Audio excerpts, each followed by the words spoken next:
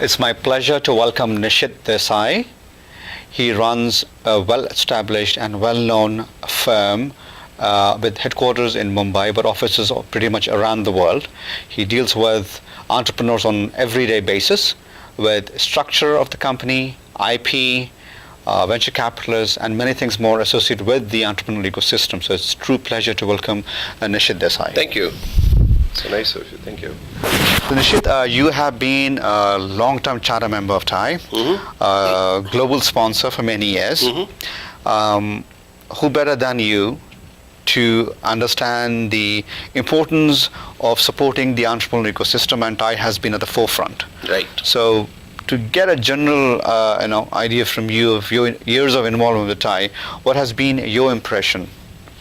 I think TiE has been fantastic institution. I think it's a long way we have all arrived in a sense. It's matured in many ways, and it all started off here in Silicon Valley, but now it is in a number of countries around, and it's trying to establish some kind of ecosystem.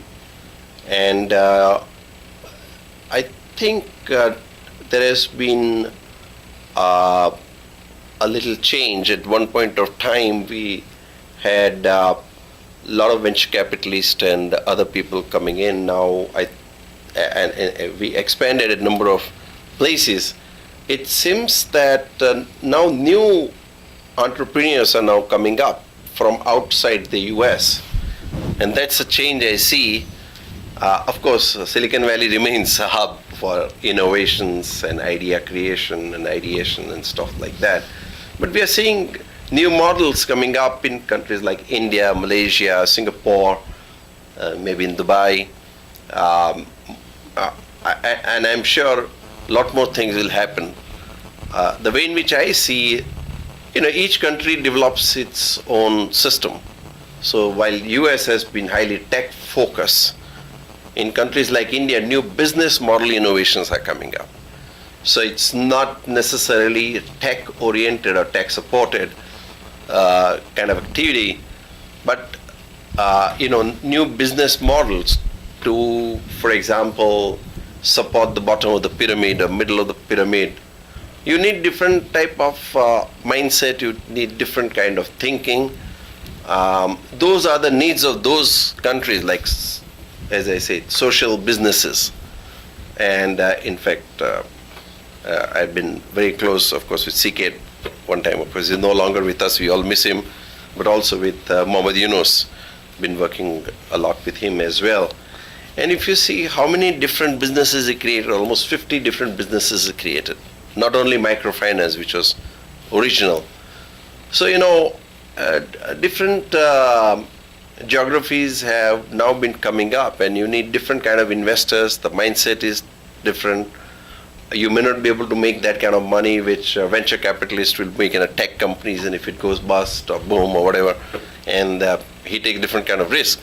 But I think that's what I'm seeing. There are a lot of interesting things happening around the world. But I think it will also be interesting to learn from you because you already gave me a segue to the next question is, emerging economies like India and other parts of Asia, when they think of startup or entrepreneurship, it's not necessarily in technology. Yeah. Because when we talk about startup, it became part of the lingo because of the technology companies, that emerged from Silicon Valley.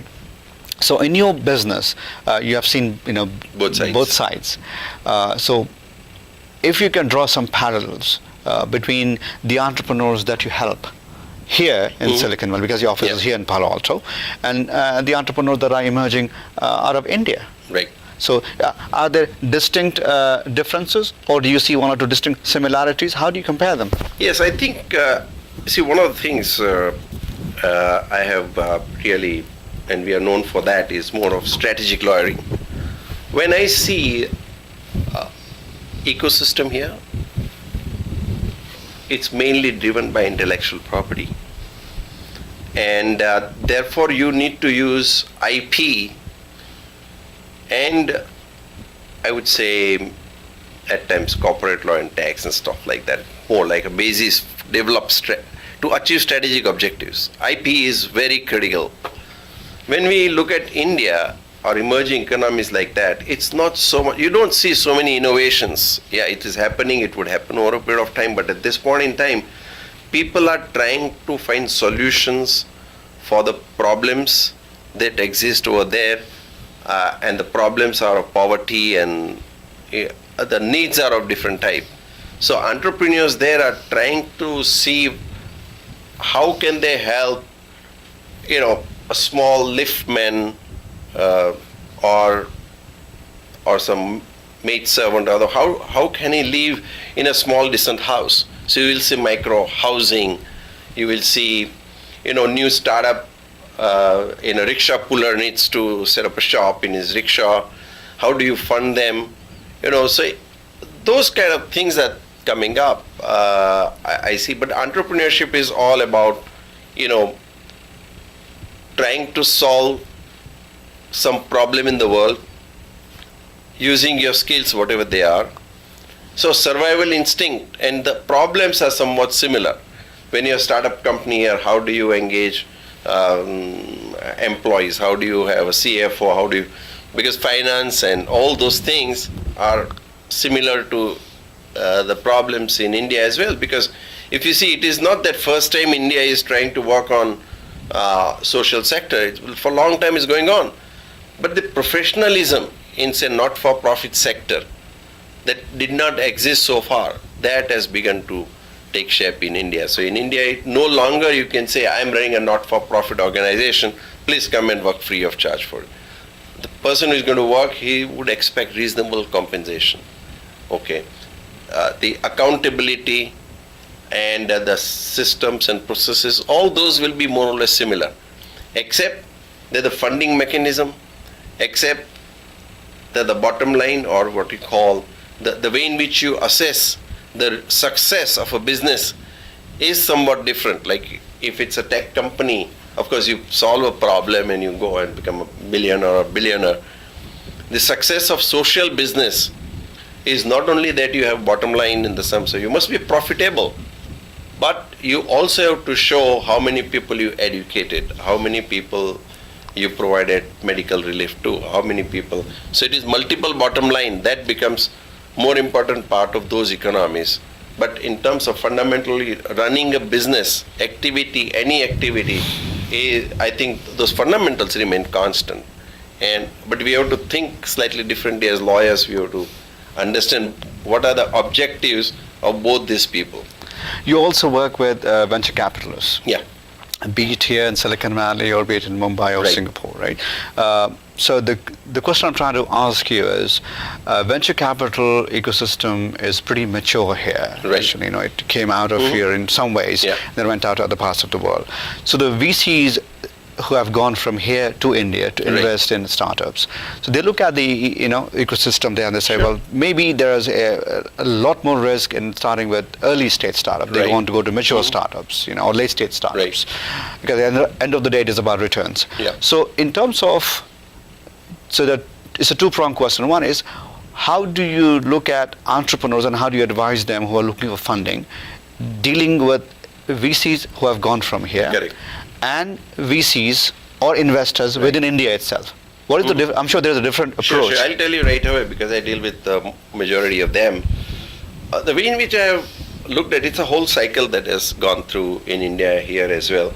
Here, if you are a venture capitalist, you have a lot more opportunities because innovations and inventions are the basic ones are all happening. Idea creation is all happening. It's here.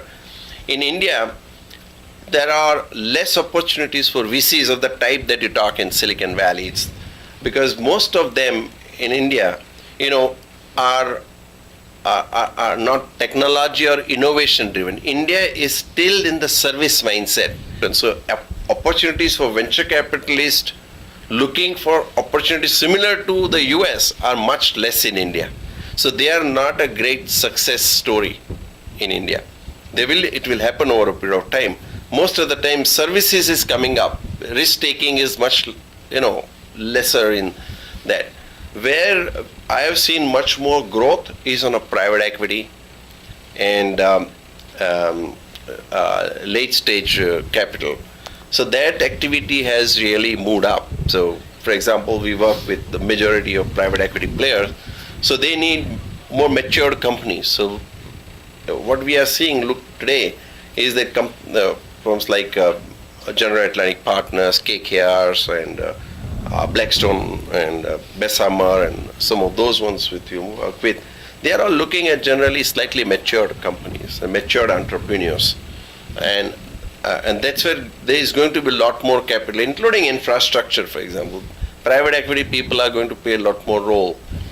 Innovations basic innovations, I think, will be more in the US.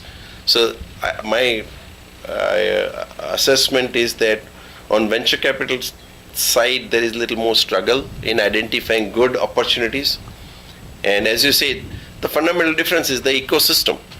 We don't have that ecosystem. And when we talk of ecosystem, it's not only identifying a right entrepreneur with right technology or idea, but you need educational institution, you need the corporate governance, the mindset, and all those things, together creates an ecosystem.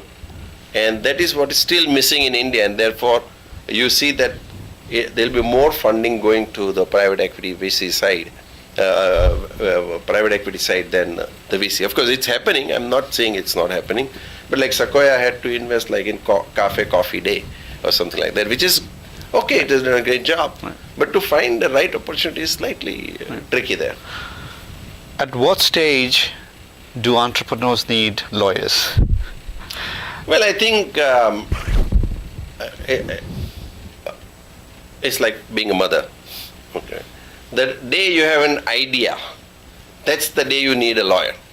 And why is that? The reason is that, it is the idea which is going to result in an action. And action is going to result in a business, and then, whether it make money or do whatever it is. But no doubt, the moment you think of starting a business, having an idea, so to protect idea, then to set up a company, to protect IP, get employees, so you need employment contract, you need to raise money, so you need to deal with venture capitalist, or venture capitalist needs to fund you, so you need a lawyer. You need then a lawyer that once the monies are used and if there are some problems, then what do you do with that? Okay, next stage is when you want to take second round of funding, then you want to go, you are being acquired. At that point of time, you need lawyer. So in India, what you call the priest's role, no? When you are born until you die, even if you go insolvent, you go bankrupt, you still need a lawyer somewhere along the line. So it's a full cycle from birth to death. We are always, there to help. Nishit, it's been a pleasure. Thank you for coming and sharing your wisdom with us. All right.